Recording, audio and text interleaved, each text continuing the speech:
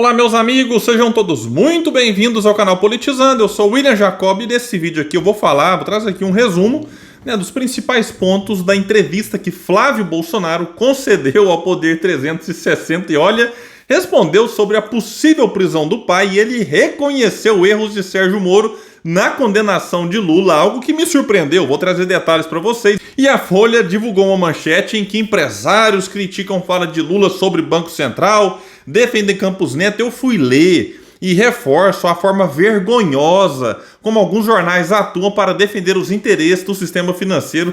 Quero trazer isso para vocês, mas antes eu quero pedir a ajuda de quem chegou aqui no canal, não tem inscrito ainda, confira aí, se pudermos dessa força, se inscreva, ative as notificações. Se assistir esse vídeo e gostar, clica no like, se não gostar faz parte, manda o joinha para baixo, comenta, compartilha, espalha para que mais pessoas venham para esse espaço, porque aqui a gente luta por um Brasil melhor. Bom pessoal, Flávio Bolsonaro disse ali, foi entrevistado pelo Poder 360, disse várias coisas na entrevista, eu não quero aqui abordá-la na íntegra, eu li essa entrevista toda, mas o UOL fez um resumo dela, focando na possível condenação e prisão de Bolsonaro, o que o Flávio acha disso. Ele disse o seguinte: acho que seria uma burrice prendê-lo. Se vão para uma agressão ao Estado Democrático de Direito, tendo como vítima o Jair Bolsonaro, vão criar um grande mártir. Vitimizar uma pessoa boa, que passou 4 anos sem denúncias de corrupção.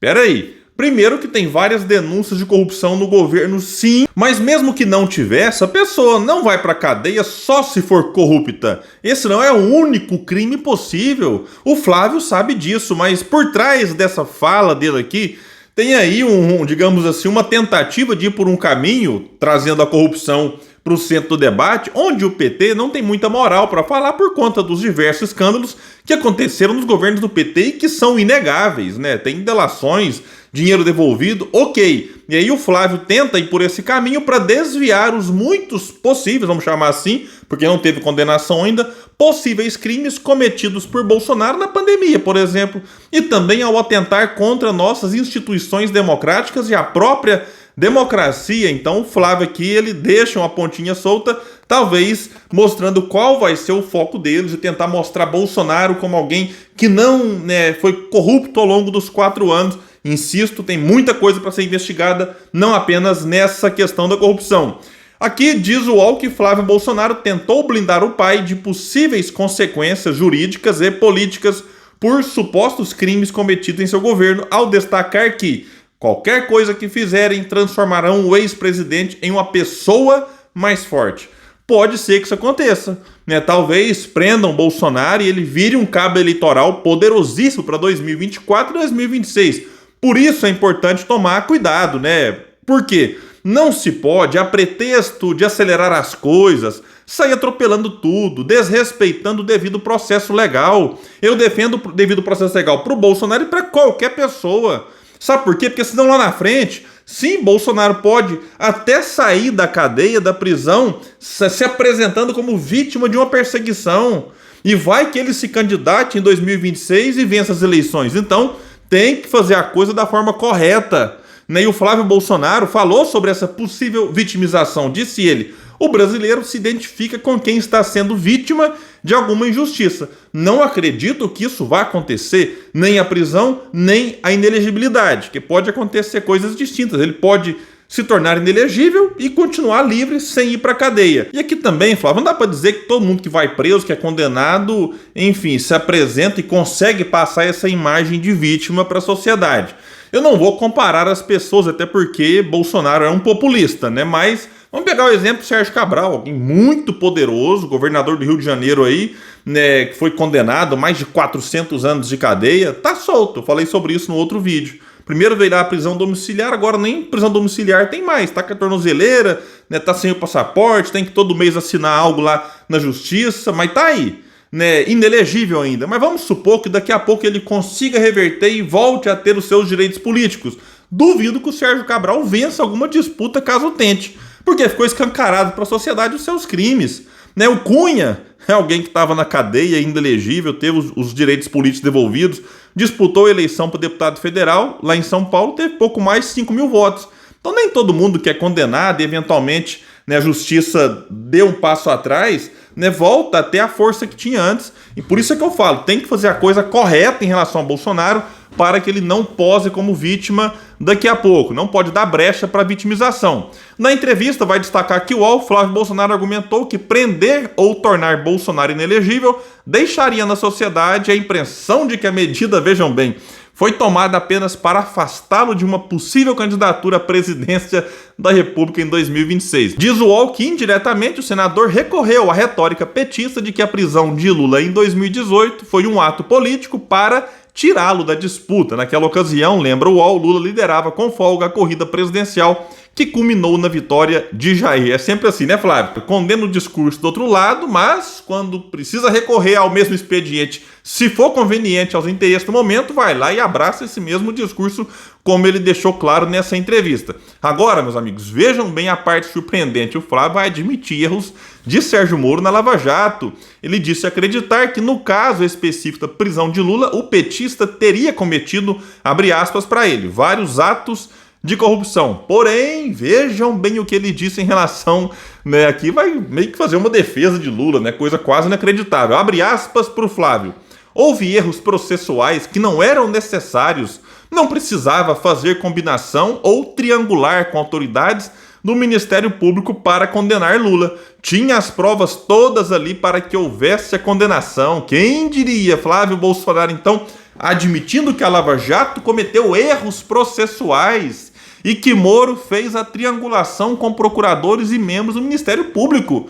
E isso aqui que ele disse, essa triangulação, ficou escancarado, isso aqui não dá para negar. A parcialidade de Sérgio Moro, agora imagina um juiz, uma posição ali quase sagrada, né, julgando, né, uma pessoa, tem que ser imparcial, tem que ser isento, e foi comprovado que o Moro atuava combinando com um dos lados, o lado que acusava, né, isso aqui a Vaza Jato escancarou, né, e é estarrecedor, não importa o que eu e você achamos do Lula, isso ficou provado e é vergonhoso.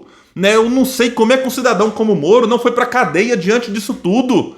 E aí, pelo contrário, o Moro, né, mandou Lula para cadeia, a segunda instância, como de praxe, chancelou o que a primeira instância fez, Lula ficou inelegível, foi afastado da disputa, Bolsonaro venceu e o Moro foi virar ministro do vencedor, que foi beneficiado com uma sentença sua. Imagina um juiz de futebol, vai lá, né, tá apitando um jogo importante, uma final de campeonato. Aí ele marca pênalti a favor de um time, um pênalti suspeito, expulsa o goleiro, que estava ali já feito as substituições. Enfim, tem uma atuação decisiva na vitória de um time, esse time é campeão, e depois esse juiz aceita, né, virar diretor do departamento jurídico do time campeão, beneficiado com a sua atuação naquele jogo. Foi mais ou menos isso que aconteceu com o Sérgio Moro, que agora é senador da República.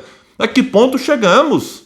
Mas saindo aqui agora da entrevista do Flávio, e se Bolsonaro for condenado e preso? Eu já falei aqui, o que eu falei pro Lula vale pro Bolsonaro. Não importa o que eu e você achamos dele, ou o que achamos da pessoa Jair, se aprovamos o governo ou se reprovamos, o que achamos da família. Ei, que família, hein? Meu Deus do céu. Né? Mas é preciso provar se cometeu crimes ou não, e se cometeu, se for provado, que seja devidamente punido. Eu acho que cometeu, mas eu não sou juiz. Né? E eu acho, inclusive, que não foram poucos os crimes de Bolsonaro. Então eu espero que a justiça, né, assim entenda que ela seja feita. O que não podemos aceitar é que a impunidade prevaleça novamente. Porque quando isso acontece, a gente passa um recado de que o crime compensa. E ele acaba sendo repetido, né, por futuros governantes. Então tem que dar um basta no que está acontecendo no Brasil. E para fechar esse vídeo, eu quero trazer aqui uma manchete da Folha. Vejam bem, empresários criticam falas de Lula sobre Banco Central e defendem Campos Neto. Declarações do presidente geram um efeito contrário ao que o presidente deveria buscar, afirmam. Mas quem está afirmando isso? Quem são os empresários? Eu fui ler lá o painel da Folha, que coisa vergonhosa, né? Porque é o seguinte, quando fala em empresários, eu fiquei, né, me chamou a atenção, porque eu sou pequeno empresário em Uberlândia. Tem 2 pequenas empresas do ramo de motopeças. Eu sei na prática, e minha empresa vai fazer agora 19 anos, né, o problema que é você ter juros altos no país, o quanto isso prejudica, né, os empresários. Quando eu vi empresários, saindo em defesa da autonomia do Banco Central, do Campos Neto, eu falei, não é possível, deixa eu ver quais são esses empresários. Aí a Folha ouviu 6 pessoas, isso mesmo, 6, nem todos os empresários. Primeiro, Flávio Rocha, dono da Riachuelo, Tudo bem, empresário, mas liberal até a sombra, apoiador de Bolsonaro. Não sei se ele tem muita moral, né, para falar sobre isso, né? É bilionário, certamente tem dinheiro investido em renda fixa, ganha com esses juros altos, então, né? Segundo, o banqueiro Ricardo Lacerda, do BR Partners. Aí é o seguinte, banqueiro ser colocado na conta de empresário, olha, e quem disse que é banqueiro foi a própria Folha, eu nem tive que pesquisar não, tá lá. Terceiro, o investidor Laurence P. Aí beleza, esse aqui realmente é empresário e está preocupado com as críticas do Lula. O quarto, ouvido aqui, a ex-presidente do BNDES, Maria Silva Bastos.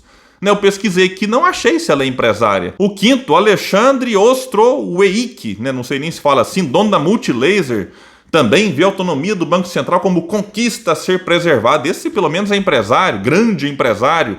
E o sexto ouvido, João Amoedo, liberal, e deve ganhar muito dinheiro com os juros onde estão. A pergunta que eu faço é, por que a Folha não entrevistou alguém contrário à independência do Banco Central? E que fosse criticar o Campos Neto? Vamos trazer aqui opiniões divergentes. E outra questão, por que ela não ouviu um pequeno comerciante? Os empresários que ela ouviu aqui são grandes empresários, pessoas que eu acredito, como eu disse, que têm inclusive aplicações que ganham dinheiro com esses juros altos. Por que não vai lá ouvir uma pessoa que tem lá uma lanchonete, uma pessoa que precisa de um empréstimo e paga um juro altíssimo, alguém que vende ali no cartão de crédito e tem que antecipar aqueles recebíveis para fazer caixa porque não consegue esperar receber em 3, 4, 5 meses para receber aquela venda que ela fez? Enfim, isso aqui é o mínimo que se esperava. Mas é isso, salvo raras exceções em alguns momentos, é a Folha, de sempre, servindo como porta-voz dos interesses do sistema financeiro. Lamentável, mas é a realidade, não é de hoje. Pessoal, é isso. Se você gostou desse vídeo, vamos trazer mais pessoas para esse espaço. Compartilha, manda no grupo WhatsApp.